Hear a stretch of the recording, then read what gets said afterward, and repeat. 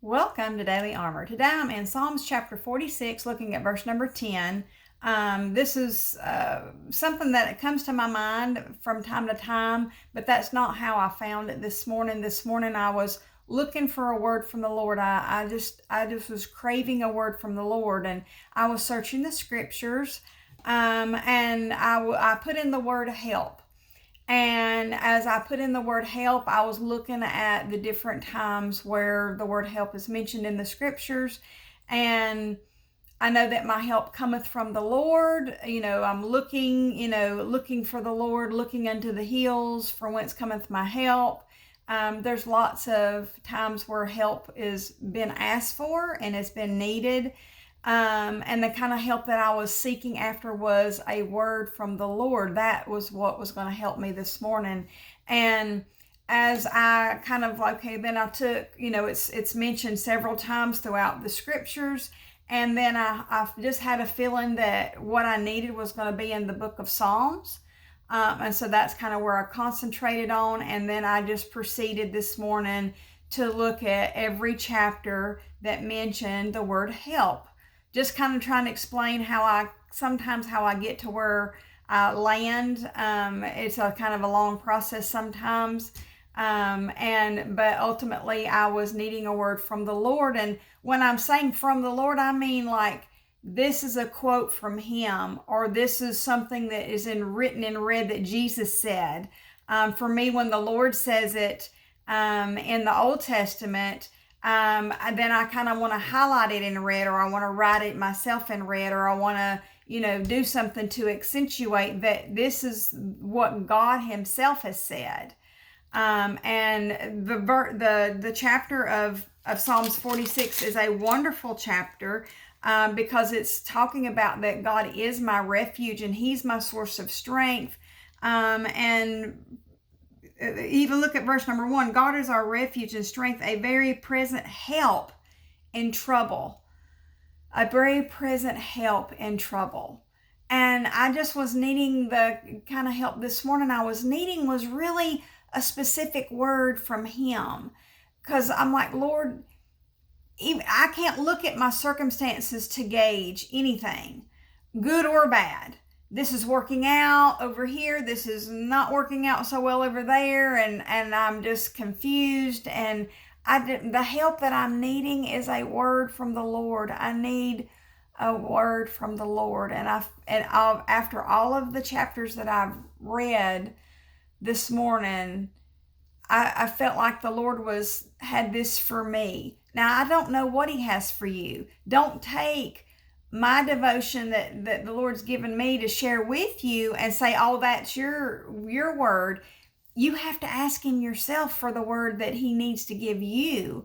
What's your word? And so for me this morning, my word is verse number 10. And I feel like it's coming straight from him. It says, be still and know that I am God. I will be exalted among the heathen. I will be exalted in the earth. Be still. Now, when I need to be still mentally, spiritually, I can't be still physically. I will drive myself insane.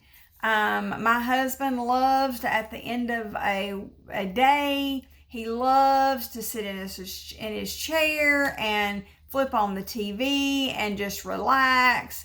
And, I can't do that when I've got stuff going on. I have to stay busy, busy, busy, busy, busy. I was very tired yesterday afternoon. It was a wonderful day. Got to spend a lot of time at church this week. Got to spend a lot of time with all of my grandchildren this week. It was a lot of fun. Got a lot of help at church this week. And as yesterday, the kids went home, we grabbed us a little bite to eat, just whatever I had left over in the refrigerator, and we would just kind of settle down. And then as I settle down, I'm getting antsy. I twisted my foot. I can't be still. And, Todd's in his recliner popping in, something on, TV, and he's just happy as a lark. Oh, we get to relax. And I'm like, we had other things that we said we were going to do. Both of us were tired. And I wasn't relaxing. I was getting more agitated as I sat there trying to make myself relax. I got more agitated, and I finally just had to get up. I had drank a bunch of water. Felt like my energy was coming back, so I had gotten dehydrated. I had been outside a lot yesterday with the grandchildren, and I had obviously I had gotten a little dehydrated, and in my antsiness, I got me a big old water bottle, and I finally got it drunk, and I was feeling like, okay, I'm feeling a little better. Antsy. I can't relax. I can't just stop thinking about everything. I have to keep going. And for me, the only thing I know to do when it just seems like I'm getting to the height of that agitation is I've just got to go back to work. I've got to be physical. I've got to put that anxiety somewhere. And so I went out to the garage. I vacuumed out my car. Worked around out there, and I just had to go do some stuff. I cleaned up the playroom. I hadn't cleaned that up since the kids had left, and so I got all that cleaned up, and the floors re-vacuumed, and all the toys put away. The dishes were washed. I had to put that energy somewhere. And then this morning, I'm like, Lord, I have so many questions and so many things that I don't understand, but I just need a word. I just need a word from you. And I know everything's going to be fine. I know you're the source of my help. And then I was like, oh, let me put that word help in and just see if there's a word for me today. And he tells me to be still. Tells me to relax. Be still means relax. It means stop. It means restrain. Make quiet. Calm. Not agitated. Yesterday evening, the more I tried to relax, the more agitated I was getting. And I just was getting so frustrated with myself because I didn't want to be. But the Lord here today is telling me, be still. He's just telling me to relax. Well, the best way for me to relax is to get my body physically doing something. I have to physically be doing something. I can't just sit there and expect myself to relax. I'm not going to do it. I have too much pent up anxious energy, I guess you would call it. And so, I thank goodness today I have a lot of physical things that I get to do. Those floors the rest of the floors have got to be vacuumed and mopped, and I've got endless amount of mowing to do. My mower's been tore up, and so my grass is so high, so thick. I'm waiting on the sunshine. It's so wet, and so it's just going to clump up, so I'm waiting on that to dry. I get to do physically work in this house. The laundry's all caught up. I'm like, okay, I'm going to scrub these floors. I'm going to scrub them. Even the playroom, I'll go over it again. I'll scrub it again, because that's how that I can relax. I've got to physically work my body. Going and taking a walk, and yesterday as I was walking back and forth to the garage and I was taking stuff and putting it, stuff that needed to go back out to the garage, I was packing out there, coming back and forth, that physically walking and getting those extra steps in. By the time I went to bed, I was more physically worn out, and so I was able to rest last night, and so I still had a good sleep. But this morning I was like, Lord, I didn't really feel like I needed an answer. I just feel like I needed a word. Whatever he chose. I didn't have really a specific question other than just Lord, I just needed a word. And I challenge you to go dig in his word, to go dig through these scriptures. And as I was reading the book of Psalms, I was reading the words of the psalmist. So many times I was reading the words of David. and stuff that he was going through, or whoever the psalmist might be. In particular, David didn't write all of them, but he wrote most of them. He didn't write all of them, but I was looking for God's word. I was looking for something he said, and that's exactly what I'm reading this morning is verse number 10. And look again what it says, be still and know. Be still, get quiet, not agitated, and know. That's how I'm going to receive that understanding. To know is to understand, to be taught. Have to be willing to be taught. If we come into the equation, we come into prayer thinking we already know what the answer is. Lord, I already know what you need to do. You need to do this, this, and this, and this. Then we're missing it. We're not understanding. Because Lord don't do things the way that we think he should do them.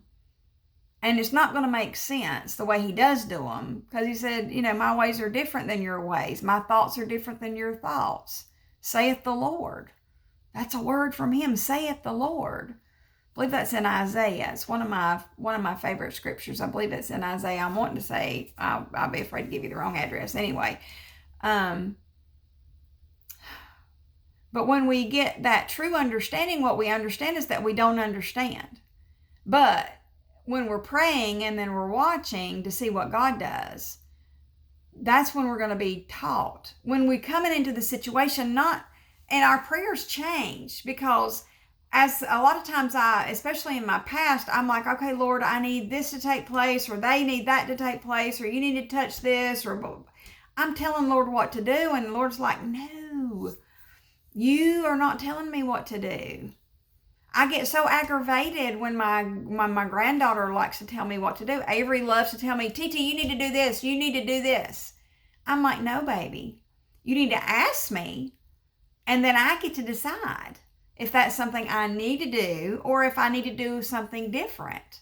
You don't tell me what to do. And I remember in some of you that, as you find that you go from your children are little, and then they run through those teenage years where they know it all. They know it all. 15, 16, 17, 18. I remember I knew it all. I had a plan. I was, God done, but you know what? He done messed up all my plans. Oh, he had a whole different plan than what I had. And he still does.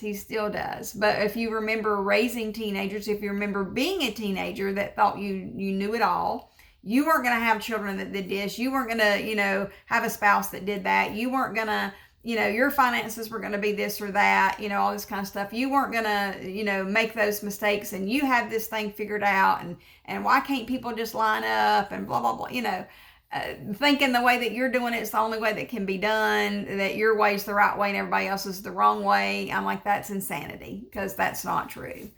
And, we've all been a teenager, and we've all that's have children raised a teenager. Or you may be in the middle of raising a teenager that knows it all. I remember I got aggravated with Todd. I still get aggravated when I think about it. I try not to think about it too much.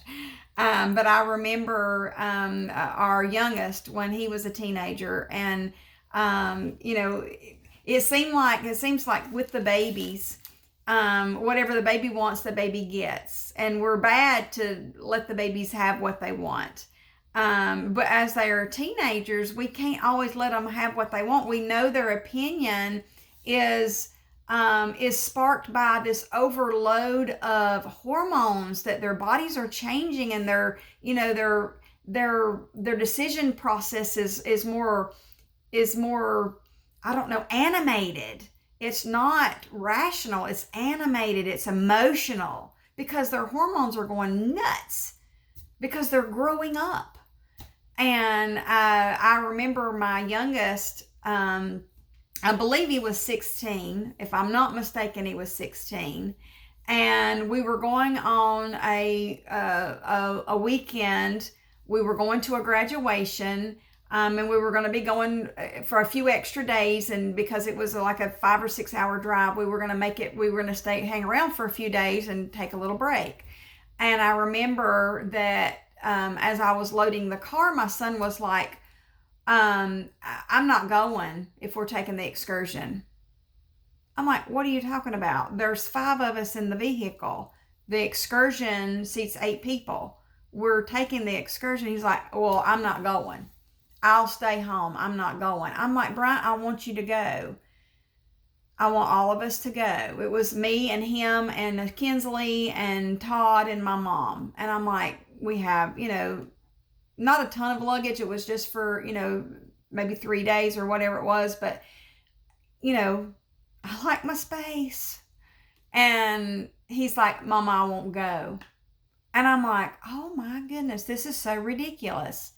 We had bought Kinsley a car, and it was a nice car, and it's seated, it has a third row seating, but it's very cramped back there. It had, 2 in the front, 2 in the middle, and then 2 more in the back. But like I said, it was cramped back there. And lo and behold, what do we drive for this little trip? I'm stuck in the third row, cramped in this little space with the other seats let down because it has only a tiny little space for your luggage. And so I had to let the one side down, and I'm over here in the little single seat. So my baby's happy. And my baby proceeded to complain about my excursion and said, Dad, this is ridiculous. Her car is so old. It's got so many miles on it. Dad, this is ridiculous. It's got to go. And Dad listens to the baby because the baby says he's not riding in the excursion anymore. He's pitching a fit that it's not good enough. And Dad makes me sell my excursion. And I'm like, we don't listen to the baby. The babies don't get it. I'm a baby. I'm a child. I don't always get it or understand. I don't have to. And I'm so thankful that my Heavenly Father doesn't give in to my every emotional whim, and that my Heavenly Father knows how to make me be still. And the way that He does make me be still is I do have to use that energy physically. And it makes me stop and be quiet and calm down. I have to get it off my mind. I have to put it off my mind. I have to get it off my mind. I have to be thinking about, scrubbing these floors. Oh, and I see that stain. Oh, I got to get that stain out. Oh, I've got to do that. Oh, I see that dust needs to be, off that. I need to wipe down those fan blades. I will put a cleaning on a house when I am under stress. I will be wiping down the baseboards and the ceiling fan blades and the windowsills and the wind. I will be looking somewhere to put that energy. That calms me down. And that's what the Lord's telling me. You just stay busy today, doing those things that you need to do. Be still and know that I am God, Elohim, ruler, judge, the divine one, the true one. And He says, I will be exalted. Not me. He's saying He will. This is a quote from the God. God is saying, I will be exalted. What does exalted mean? He's going to be uplifted. He's going to be honored. He's going to rise. He's going to be seen. He's going to be seen by who? Well, look what it says. Among the heathen. Okay, the heathen are the Gentiles. All other nations besides Israel. So that's everybody that's not a follower of Jesus Christ, everybody that's not the Lord's. That you can be, but if you're not, He's saying that I'm going to be exalted. You're going to see Him. And I will be exalted in the earth. In the earth. What does that mean? He's saying the whole earth. He's saying everywhere. Whatever that He's up to, He's doing it to the capacity where everybody's going to know about it. Not just me, not just you. Everybody's going to know about it, and everybody's going to be talking about it. And when I saw that, I was like, Lord, that's exciting. Now, you showed me a verse of, a few days ago, maybe a week ago, and it was in the book of Isaiah, chapter 33, verse 13. And ultimately, things that we're going through, God's got a bigger plan than just us. It's not about us at all. It's not about me. It's not about you. It's about Him. And Him getting exalted so that everybody can see. Why does everybody need to see? Because everybody needs to come to the saving knowledge of Jesus Christ. Everybody needs to see the Lord exalted, high and lifted up. Jesus was high and lifted up for all to see. God is exalted in among everybody, those that are saved and those that are lost, so that those that are lost can see him and accept him and see him in a different light. Be still and know, experience, understand, be taught, recognize God, and that so that he can be exalted. So he's saying, I will be exalted. I will be exalted among the heathen and in all the earth. And now in Isaiah 33:13 is where the Lord helped me find this. I couldn't remember where it was. I couldn't remember exactly what the verse says, but I just remembered, Lord, you gave me a verse and you were telling me that it's whatever, all this stuff that's going on, that those around us close by are going to hear about it. But Lord, you're going to let those all around the world hear about it too. It's going to be in a message one day. I'm like, that's so exciting.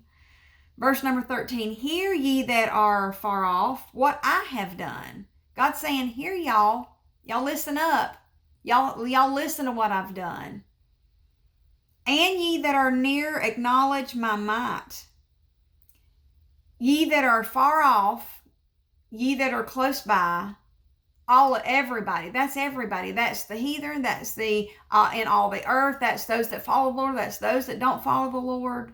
Everybody. Those that ye that are far off, way out there, hear what I've done, and ye that are near, acknowledge my might. God's saying, I am God. I am the ruler. I am the judge. I am the divine one. I am the true one. I am the mighty God. And he's saying, I will be exalted. I will be exalted among the heathen. I will be exalted in all the earth.